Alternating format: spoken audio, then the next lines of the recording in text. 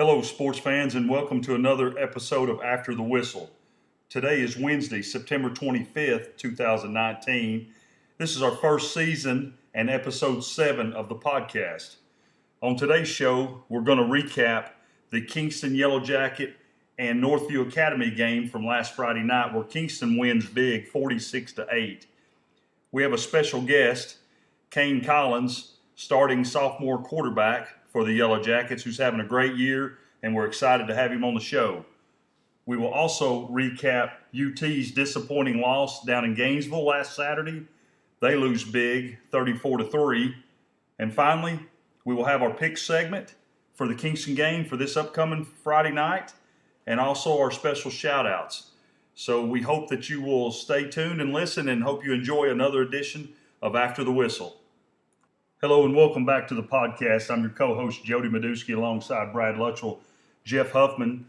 We're going to start off the show by recapping the games from last Friday night in high school action. As we said earlier, Kingston defeated Northview Academy big, 46-8. It was Alcoa all over Pigeon Forge, 56-0. Gatlinburg Pittman continues to roll. They're 5-0 on the season. They beat Scott County 51-6. It was Harriman getting their first victory of the season.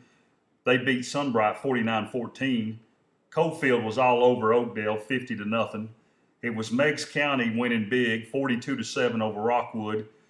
And Midway goes to 3-1 on the season. They defeat Wartburg 27-26. And guys, let's talk a little bit about the Kingston victory from last Friday night. Let's break this game down from a fundamental standpoint. Guys, it's been close to a month. The Yellow Jackets have been on the road. They finally got to come home. They played Northview Academy last Friday night. It was nice to be back at home.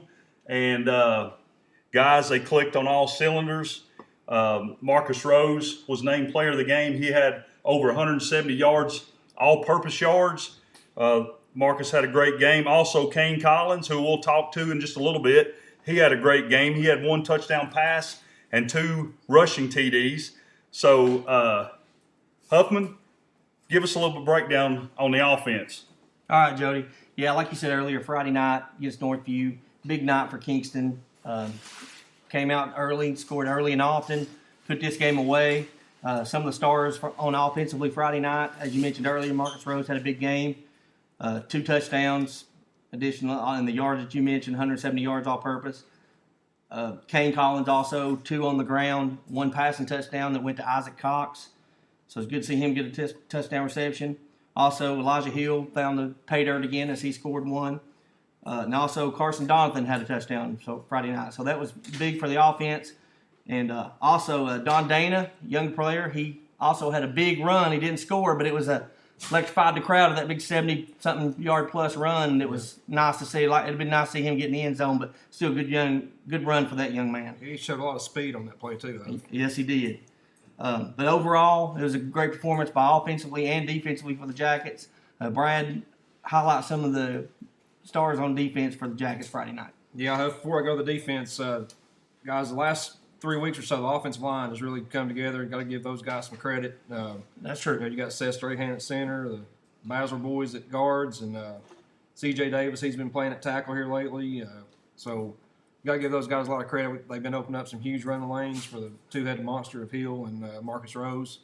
But defensively, last Friday, guys, the things I liked, Kingston was laying some licks. I know Dante Emmon, he had a big lick there in the second half. Landon Diggs laid somebody out.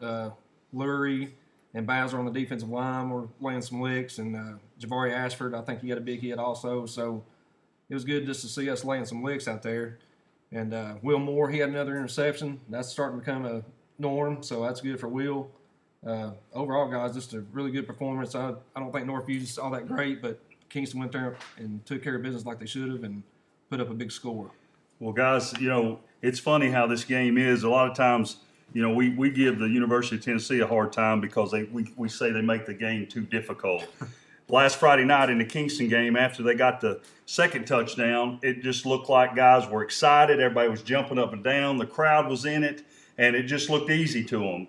Now, granted, Northview, they're a little bit down this year. There's no doubt, but it was still fun to watch. And we said it last week and the week before, they've got momentum now going. So Right. it's True. good to see, and they're moving down the field at will. And like you said, Brad, they're laying the lumber, so it's good to see.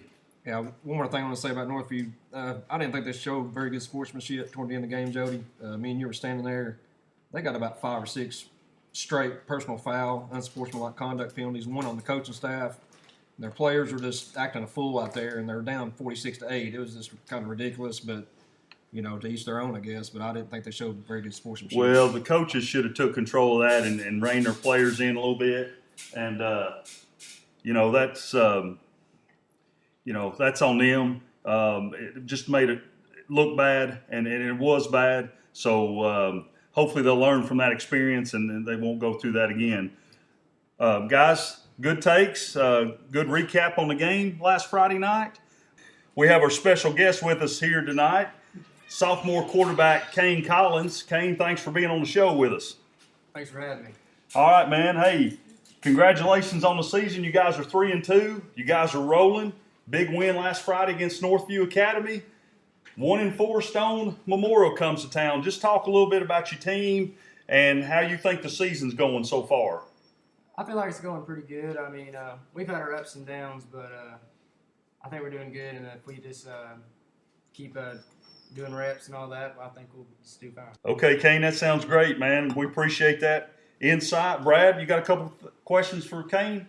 Yeah, Kane, let's talk about Stone a little bit. Looking on film, does any of their defensive players stand out that might give you guys problems Friday night? Yeah, their defensive ends are looking pretty good, so we're going to try to spread them out a little bit and stay away from them. Okay, good deal. Can you talk a little bit about, it looks like, this last game is probably your best game of the season. Looks like you're getting more comfortable with the offense as the season goes along. Talk about your comfort level with the offense and how you think you've progressed from game 1 to now. Yeah, it's getting better and better every week. Just getting more reps with everybody and just hanging out with everybody. And it's, getting a better relationship with everybody, and it's just getting better. It's Yeah, working. Yeah, it looks like the camaraderie's coming along and everything's going good. If you got a question for Kane? Yeah, Kane, offensively, last several weeks, you guys have found a rhythm offensively and used it in momentum the last few weeks. This Friday night, what's the keys offensively going into this game against Stone Friday night? We got to keep the ball off the ground. Marcus Rose and Elijah, they got to do their thing, and Isaac and Will, they got to make a couple key plays for us on the outside. So if we just do that, I think we'll come out with a W Friday. Sounds good. Just keep up the momentum and good luck Friday night. Thank you. Yeah, Kane, it looks like turnovers have been kind of a bugaboo all season. Did better that last game. That's something that definitely needs to improve. So what are you guys doing maybe to cut down on the turnovers? Yeah, after practice, me and Seth, we're getting 20 snaps under center after every practice, and we're just gonna work on that, critique it a little bit till we got it perfect. All right, good deal, young man. That's good. That's awesome. Anytime you can do a little extra, that always helps. Kane, let's talk a little bit about a season of mine that I like. I know you're all in on football season, but baseball season's around the corner. And tell me a little bit about your relationship with Coach Hochaver up in Knoxville. I know you've been going to him quite a bit in your baseball career. Just talk a little bit about how you feel that he's helped you out in your career playing baseball. I've been going to Coach for a while now. I've probably been going to start from about 8 years old, and he's really helped me. He's critiqued all my pitching stuff, and he's helped me out a lot. Man, I've always told him he should go out on the road and be a motivational speaker because he could have you run through a wall at any given moment. He gets me fired up just listening to him coach you kids. It's fun to watch, and you guys respond well to that. Kane, talk about your travel season over the summer. You're on a big-time travel team out of East Cobb. Talk about how you guys did in the summer. We did pretty good. We traveled a lot. We didn't have much off time, but we've been going different places, and we're getting some good work. How many games you get in? You remember roughly? About 50 games, I think. I was kind of keeping up with you a little bit, and I tailed off there at the end. But I think you was probably playing 30, 40, 50 games, and that's some good talent. You're going all over the country to play, right? Right. Well, man, thanks for being on the show. We appreciate that. Lastly, I'd like to say too, one thing that you need to stay away from now that you're all into these sports, man. Stay away from the girls, okay? I know how you are, and I know how the girls, they all ooh and on about you and stuff, but keep your mind focused on the game Friday night, get the victory, and congrats on the season, man. Yeah, good luck, Kane. Thank you. We appreciate Kane Collins being on the show today. That was a good talk with him, and hopefully we'll have him one day in the future. But now it's time for our pick segment for the Kingston game this Friday night. They host Stone Memorial, who's 1-4, not having too good of a season at this point. I'm sure if the momentum keeps going for the Yellow Jackets, they should have no problem. We have our student athletes here this evening. We're going to start off with Will Showtime Madusky. Will, give us your prediction on the game. Yeah, we had some trouble last week on special teams, so I think they're going to block a few field goals. So I'm going to say Kingston 26, Stone 14. All right, well, for the record, let's don't say I don't remember any issues on special teams because I keep hearing Peter, whatever that means, because I'm not a football guy. But we got to get that corrected.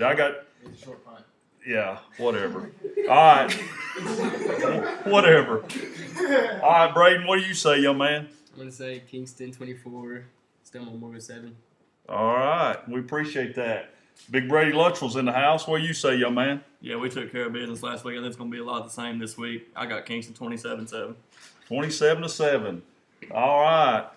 Big Bryson Bowles is in the house. Yes, sir, young man. Well, I think the offense is really rolling right now. I got Kingston winning 35-7. 35-7.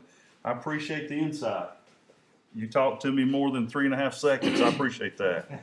Harper Neal's here, young man. What do you say? You know, I think they got a little momentum going. I'm going to say Kingston 35, Stone 7. All right. Good picks. And we got Mr. James Cool Man Curry in the house. What do you say? What's up, Jody? I got Kingston 38-14 just because the way we lost last year was terrible on the ref's part. I just feel like it's going to be blowout by Kingston. Excellent job right there, man. All right, we appreciate the student athletes giving their picks. Fellas, let's get in here. Brad, why don't you lead us off? Well, Jody, Stone's only victory of the year came against Cofield, and Cofield's usually pretty tough, so we're going to take Stone serious and show them some respect. But having said that, I think the Jackets will take care of business. I'm going to say Kingston 28, Stone 13. All right, Huff, what do you think? Yeah, I think Friday Stone will put up a good fight early, bigger classification. I think Kingston will wear them down. Ride the momentum of the offense lately. I think Kingston takes it 28-6. 28-6. All right. Guys, great picks. Everybody made some great picks.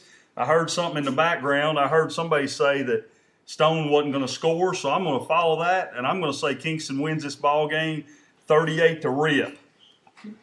Yep. All right, guys. Good picks, good segment. We'll be back to talk about the UT game. Do we have to?